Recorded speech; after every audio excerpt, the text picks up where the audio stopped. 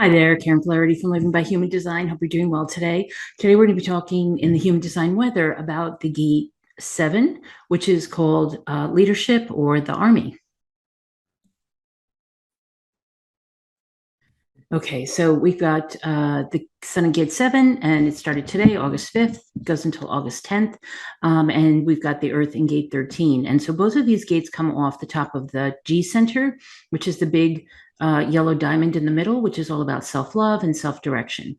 And the 7 and the 13 are both leadership gates. And so people who have these have leadership just kind of built into their personalities.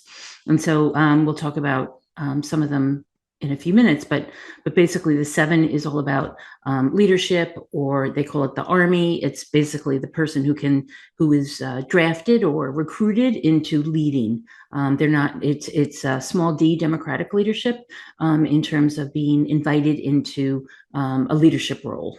And then the 13 is called the gate of the listener, and the listener is all about literally being able to listen and kind of understand people at a really deep level.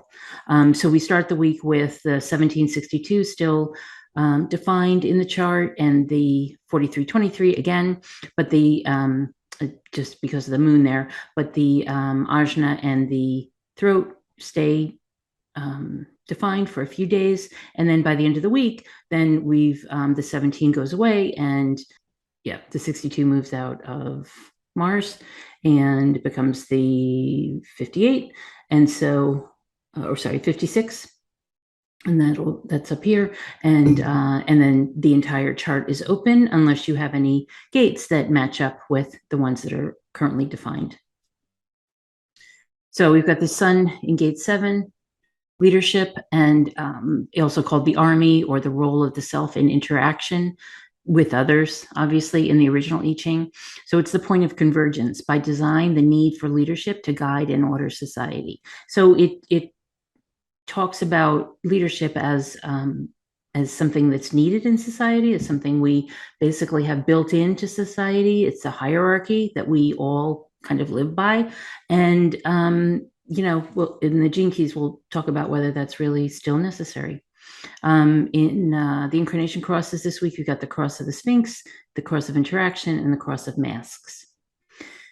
And then the gate 13 is the listener, and this is also called the fellowship of man, because it's very much about listening and being interacting with people, and kind of feeling that community or fellowship with other people. And then so this is universal ideas and values in an ordered framework, which inspires humanistic cooperation. So basically listening, being able to be with another person and really understand their ideas and their values, and basically put it in a way, or understand it in a way that makes sense, and where you can communicate and have an empathetic conversation. In the Gene Keys, discord is the shadow, discernment is the gift, and empathy is the CD. And that's where the empathy comes in, understanding and listening to people. So for the Gene Keys 7, the shadow is division, the gift is guidance, and the CD is virtue. And what he says in the graphic is, at this level of consciousness, virtue, and at this level of consciousness, he means the highest level, the CD level of this gene key, virtue becomes the intent of the universe expressed through a human being. And so this idea of virtue being the highest level of it is really coming from the heart, right? It's coming from ourselves. It's coming from a really deep place where we can lead other people in a way that really feels good to them. So he also says the real leader is the ultimate listener, because these are people who can inspire and not use force as the shadow does. The shadow is basically using force in terms of leadership to make people do things, whereas the gift is guidance and the CD is virtue, and there you're inspiring people to whatever it is they actually want to do, as opposed to what you want to do. So actually I have a quote from the book for the gift of guidance: true leadership, like true education, does not impose itself on anyone. And he also says, children who grow up in virtue need no other education. Virtue is its own reward, is the quote that he used. He also says every truly virtuous deed done by human beings represents an upsurge in the consciousness of the totality. So basically, we're uplifting the frequency and consciousness in the entire planet when we're virtuous. He also says the seventh gift of guidance rests upon the ideal of service. So really, it's leaders as servants or servant leaders. You probably heard that expression. He also says everywhere, every day, people commit small and often unseen acts of virtue, and the power of these acts is incalculable. They actually offset the power of chaos. So it's really something to aspire to. We've got a number of people with personalities who are born this week. These are the right angle cross of the Sphinx, interaction, and masks. And we're going to be talking about Roger Federer in a moment, and Melanie Griffith and Antonio Banderas, both. It's interesting because they were married for a while. John Huston, Steve Wozniak, that was Steve Jobs' partner when he started Apple. Lucille Ball, who was a manifester and a leader, obviously, with her own production company. As I mentioned last week, Andy Warhol, Whitney Houston, Dustin Hoffman, lots of really, kind of powerful personalities who really people who really had a lot to say and who were able to get their points across in a way that was coming from the qualities of leadership. So let's talk about Roger Federer. He was born August 8th, 1981. He'll be turning 41 next week. He was born in Basel, Switzerland. He's a manifesting generator with the 3-5 profile, and he's the left angle cross of the Sphinx. And he's actually the right angle cross of the Sphinx. So he's an entrepreneur and tennis champion, and you probably do know him as a tennis champion. He's been playing tennis ever since he was in his teens. And he won 20 Grand Slam single titles over that time, including one in just the last few years. But he won 18 of those 20 before 2010, or up to 2010, which was when his Saturn return was. And I only mention that because, tennis players are, wonderful athletes, obviously, and can play and play and play. And some people are still trying to play, even into their late 30s and 40s. We can do it these days. People can do it because they take so much better care of themselves. And there's so many other ways of, nutrition and sleeping and exercise that people are so much more aware of. And yet Roger Federer has decided, he's still playing tennis, but he's also become quite the entrepreneur. He had a number of articles written about him last year when he turned 40. And basically, they talked about the businesses he has and the endorsements he still has and the company, the talent management company that he has created, that he now runs with his former, or his agent, basically, who he's been with for a number of years. So he's, with all the accolades and all the awards that he's won in tennis, over 103 titles overall, ranked number 1 6 times at year end, which is unheard of. And, basically keeps winning awards because he's considered to be the GOAT, kind of the greatest of all time in a number of different categories, if not just overall. That's come up too. But so he wins ESPY awards, and he's in the Forbes, top 10 in terms of money-making athletes and things like that. And this is all great, but he's also got the businesses that he's become very adept at. And as the manifesting generator, I'm not surprised. So he is a manifesting generator. He's kind of a little bit different. Some manifesting generators, the ones we call the archetypical manifesting generators, have the 3420. Roger has a direct line all the way up from the throat to the G to the sacral. And he's got two channels between the throat and the G, and then he's got this 214 to the sacral. Now the 214 is all about making money and then knowing how to save and spend the money. So this is a channel that's, he's got the 2 up here, And then he's got the 14 down here, and he's got it twice.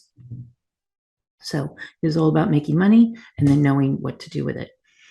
He also has that 7, of course, that he was born with in the conscious sun, and the 13. So he's a great listener. He's a good leader. He's got the 31, which is all about influence.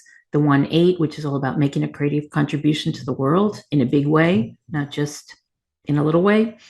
He's also got this 1156, which is all about curiosity and the seeker, and the 43, which is about breakthroughs. 24, rationalization. 47, mindset.